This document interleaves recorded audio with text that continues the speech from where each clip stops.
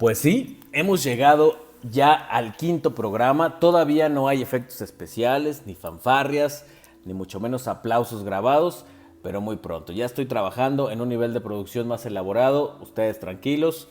¿Cómo están? Soy Rodrigo Acata. Me da un placer volver a saludarlos en este espacio de conocimiento, reflexión y análisis que he preparado especialmente para ustedes, para hablarles así como platicadito de los temas más necesarios en psicología para que aprendan a conocerse y comprenderse desde sus cabecitas locas y desenfrenadas.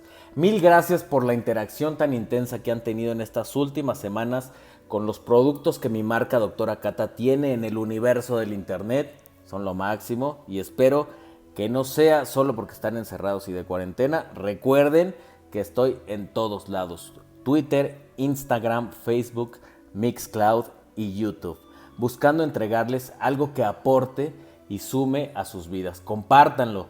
De esto sí hay que contagiarnos todos. De buena onda, positividad, congruencia, agradecimiento y sobre todo lo que viene siendo la reflexión, ¿verdad? Donde que nos hace mucha falta. Quédense en su casa, ya casi estamos por superar esta prueba, no se desesperen, hay que ocuparse en vez de preocuparse y promover la conciencia colectiva. Ánimo, sin más ni más, vamos al tema.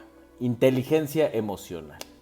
La inteligencia emocional es un constructo que nos ayuda a entender de qué manera podemos influir de un modo adaptativo e inteligente tanto sobre nuestras emociones como en nuestra interpretación de los estados emocionales de los demás. Este aspecto de la dimensión psicológica humana tiene un papel fundamental tanto en nuestra manera de socializar como en las estrategias de adaptación al medio ambiente que seguimos. Siempre hemos oído decir que el cociente intelectual, o el también conocido como el IQ, es un buen indicador para saber si una persona será exitosa en la vida. La puntuación de esta prueba de inteligencia, decían, podría establecer una fuerte relación con el desempeño académico y en consecuencia con el éxito profesional. Esto no es en sí del todo incorrecto, pero nos ofrece una imagen sesgada e incompleta de la realidad. De hecho, los investigadores y las corporaciones empezaron a detectar hace al menos un par de décadas atrás que las capacidades y habilidades necesarias para tener éxito en la vida eran otras que iban más allá del uso de la lógica y la propia racionalidad. Y estas capacidades no eran evaluables mediante ninguna prueba de inteligencia.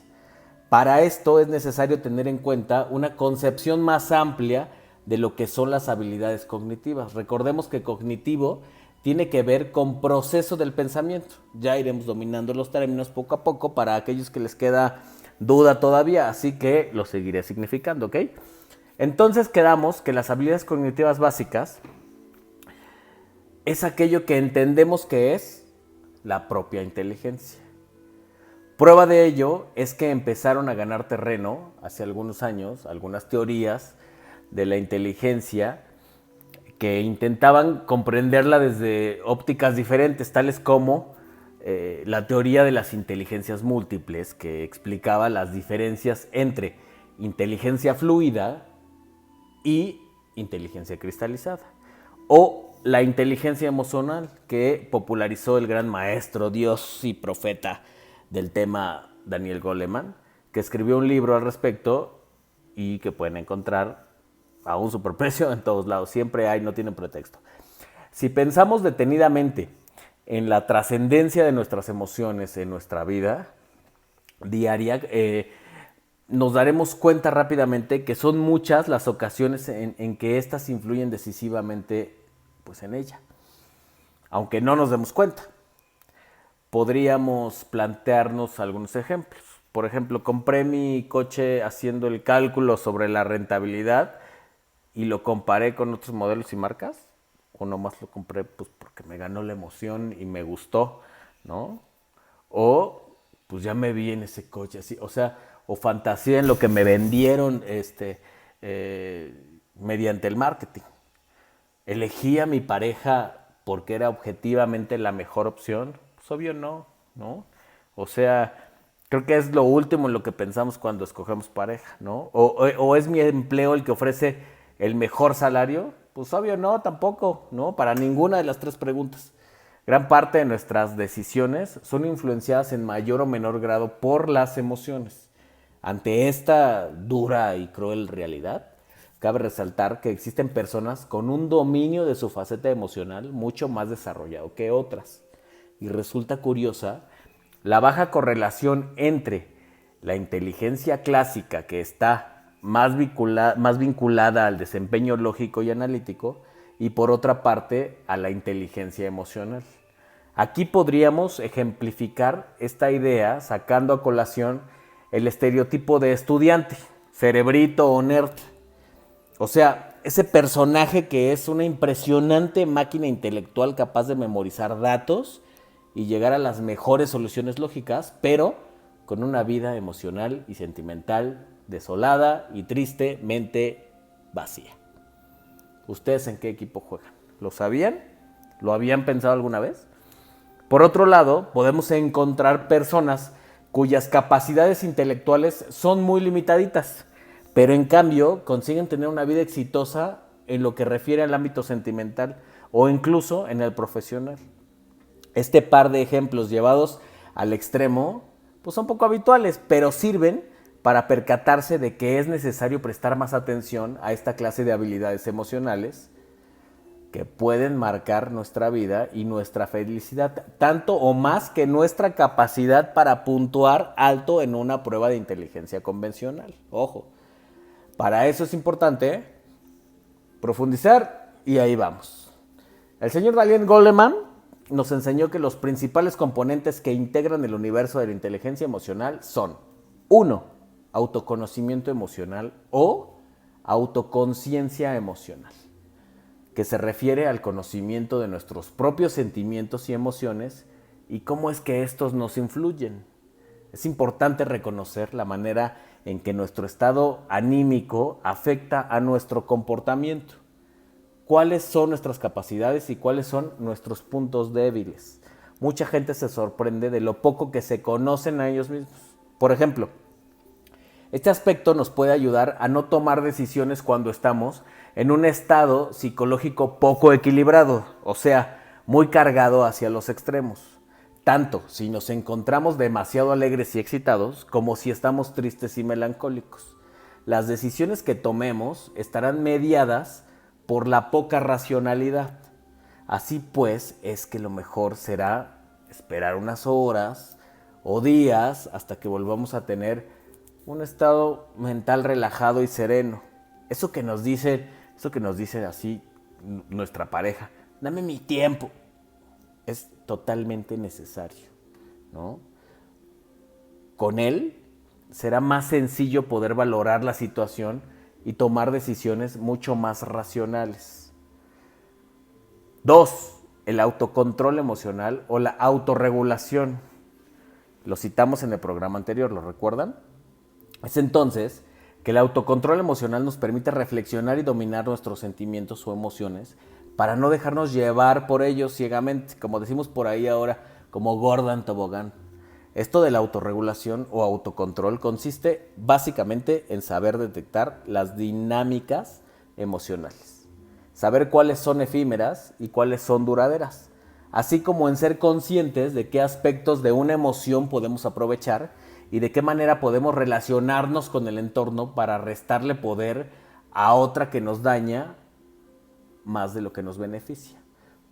Por poner un ejemplo, no es raro que nos enojemos con nuestra pareja, pero si fuéramos esclavos de la emoción del momento, estaríamos continuamente actuando de forma irresponsable o impulsiva y luego pues nos arrepentiríamos.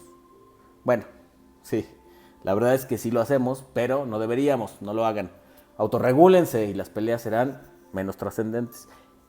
En cierto sentido, buena parte de la regulación de las emociones consiste en saber gestionar nuestro foco de atención, de manera que no se vuelva contra nosotros y nos sabotee.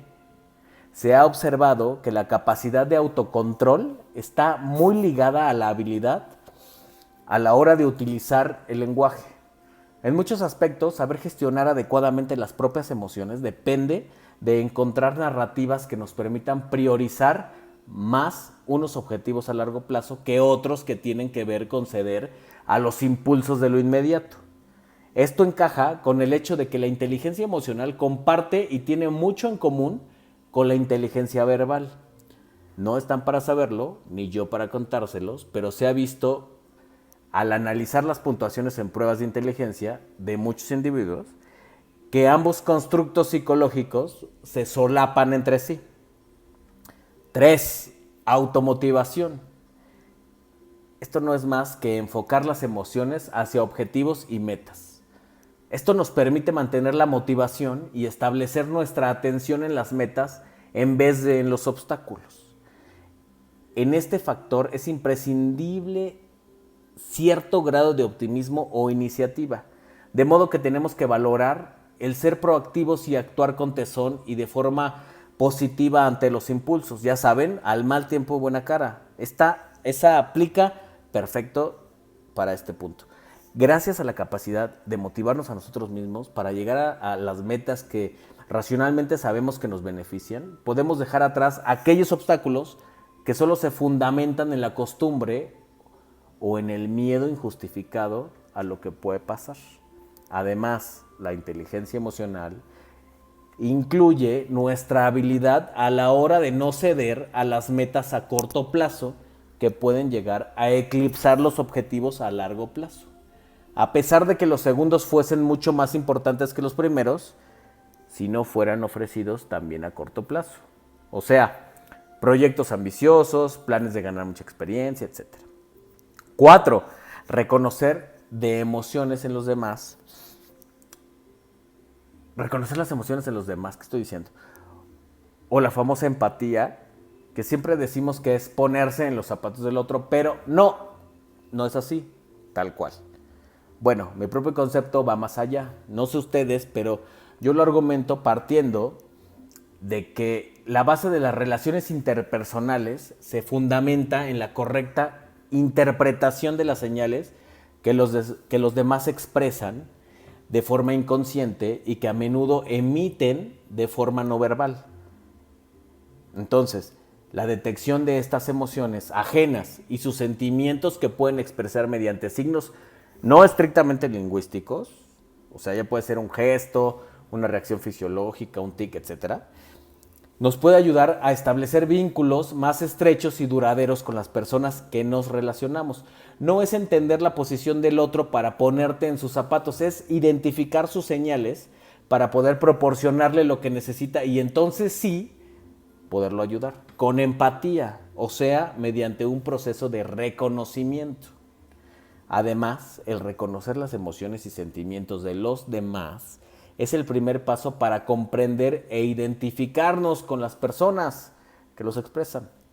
Las personas empáticas son las que en general tienen mayores habilidades y competencias relacionadas con la inteligencia emocional.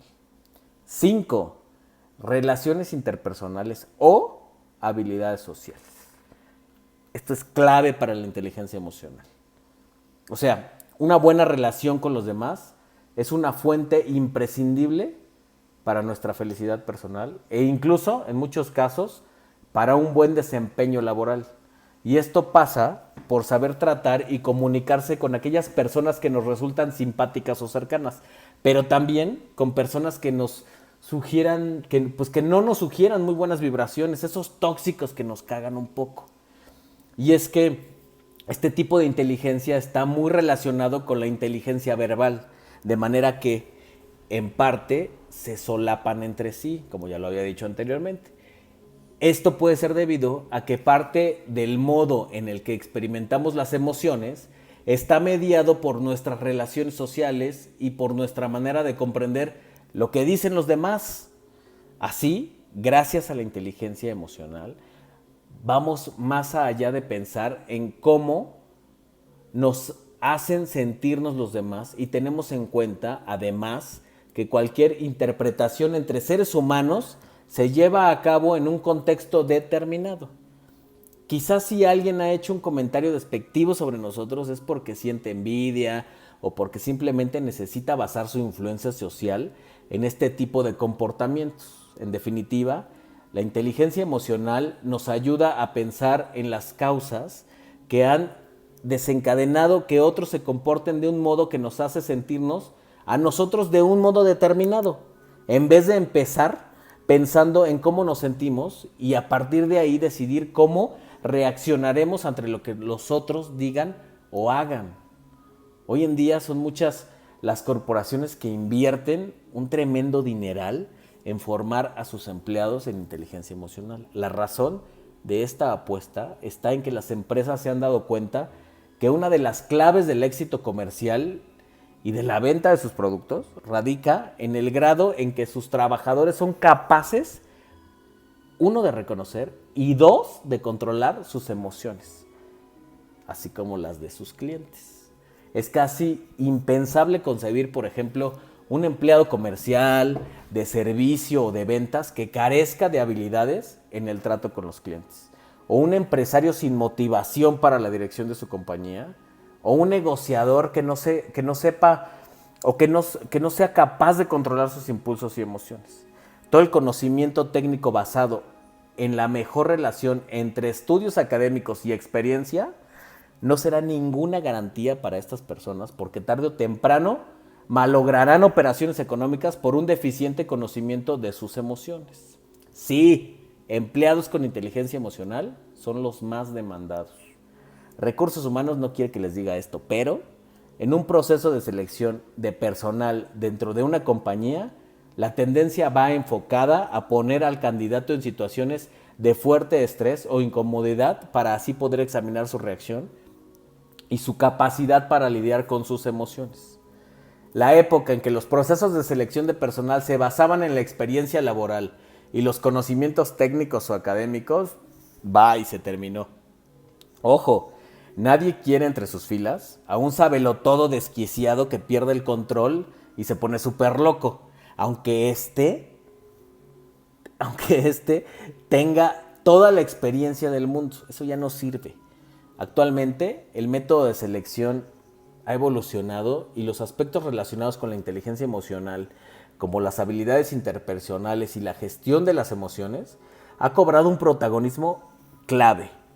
Esta creciente relevancia del aspecto emocional en el trabajo viene motivada por la tendencia a la tercerización de la economía en los países occidentales, en que el intercambio económico está mediado por la confianza entre ambos agentes.